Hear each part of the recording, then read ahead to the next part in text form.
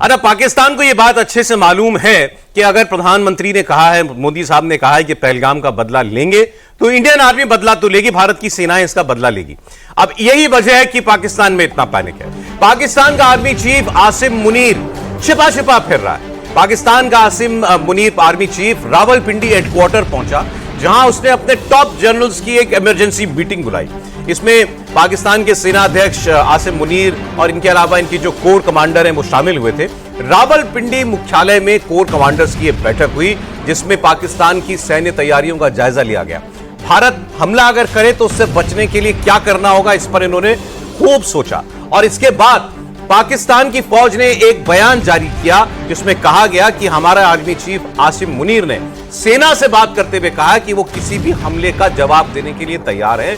साथ ही पाकिस्तानी सेना का हौसला बढ़ाने की बात भी कही। यह आदमी अच्छी कॉमेडी करता है, जो कपिल शर्मा के शो में बुलाना चाहिए। ये भी इनका मंत्री रह चुका है, आपको बता दूं।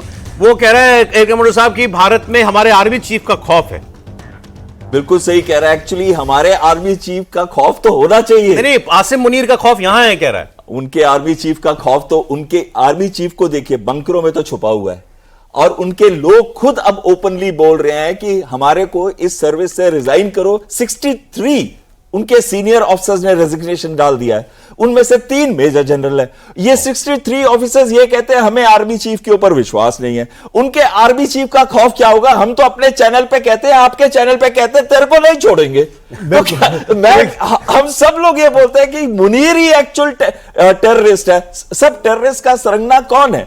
आसिम मुनीर। जब इन्होंने पहलगाम किया, जब पहलगाम से पहले जब इन्होंने पुलवामा किया, तब भी आसिम मुनीर का नाम आया। आज जब उन्होंने पहलगाम किया, तब भी आसिम मुनीर। उसका क्या डर है? हम हर चैनल पे बोल रहे हैं आसिम मुनीर तेरे को हिंदुस्तान नहीं छोड़ेगा, तू कहीं भी छुपेगा, तू रिटायर भी हो जाए, तेरे को वहां पे जाके घुस के तेरे को मार के आएंगे।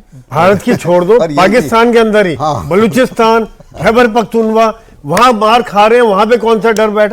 ये तो भारत तो बहुत दूर की बात है, अपने देश के अंदर ही डर बिठा ले, वही बहुत है उसके लिए। जी। अच्छा, ये रावलपिंडी में जो GHQ है, इनका हेडक्वार्टर जो है, वहां आसिम मुनीर पहुंचा था, कोर कमांडरों की बैठक की है। इस बारे जरा दर्शकों को पाकिस्तान के आर्मी का भी थोड़ा स्ट्रक्चर पता चल जाए। जनरल साहब देखिए, सबसे पहली चीज तो ये है जो आपने, मैं पहले इससे पहले वाले पे टिप्पणी कर दूं कि आसिफ मुनीर ने अपनी फैमिली बाहर भेज दी है और सारे जनरलों ने अपनी फैमिली बाहर भेज दी है देश के बाहर। तो डर किसका किसको है ये उससे साफ नजर आता है। दूसरी चीज, जितने भी टेररिस्ट हैं, TTP वाले जो हैं और जितने भी BLA वाले हैं, उन्होंने वो इतने गिन गिन के रोज़ मार रहे हैं। तो जब वो खौफ उधर नहीं चल रहा तो इधर कहाँ चलेगा? और तीसरा जो आपने बताया कि जो इनका जो आर्मी के इनका जो स्ट्रक्चर है, वो स्ट्रक्चर के मुताबिक एक चीफ होता है और उसके नीचे कोर कमांडर्स होते हैं। अच्छा। अब अगर ये आसिफ मुनीर ने ये सारी जो भी गड़बड़ करी है वो इसलिए की है कि जी मुझे एक्सटेंशन मिल जाए, तो जैसे उसको एक्सटेंशन मिलता है तो 5 कोर कमांडर जो हैं उस लिस्ट से गायब हो जाते हैं। करेक्ट। तो जब वो लिस्ट से गायब होते हैं, चीफ बनना चाहते हैं। हाँ, सारे चीफ बनना चाहते हैं, क्योंकि वो वहां पर पावर एंजॉय करना चाहते हैं।